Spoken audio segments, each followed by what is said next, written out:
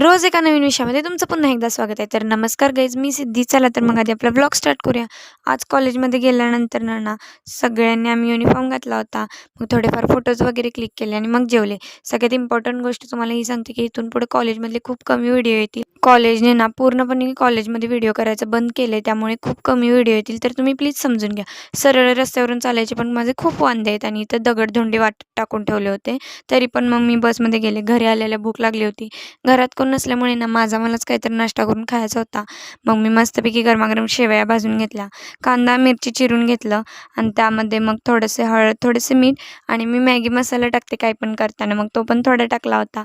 ते सगळं ना 2 मिनिटं हलवून घेतलं छानपैकी आणि त्यानंतर मग त्याच्यात 2 ग्लास पाणी घातलं होतं. पाणी गरम झाल्यानंतर त्यामध्ये भाजून घेतलेल्या शेवया टाकल्या आणि मग तेच गरमागरम उपीट मी चहासोबत खाल्लं होतं. खाऊन पिऊन झाल्यानंतर ना थोड्याफार गोष्टी माझ्या जागेला ठेवायच्या होत्या, मग त्या ठेवल्या. फ्रीजकडे बघून अजिबात आश्चर्यचकित होऊ नका. तो बंद पडलाय म्हणून आम्ही त्यामध्ये त्या सगळ्या गोष्टी ठेवल्यात. तर बाय फ्रेंड्स.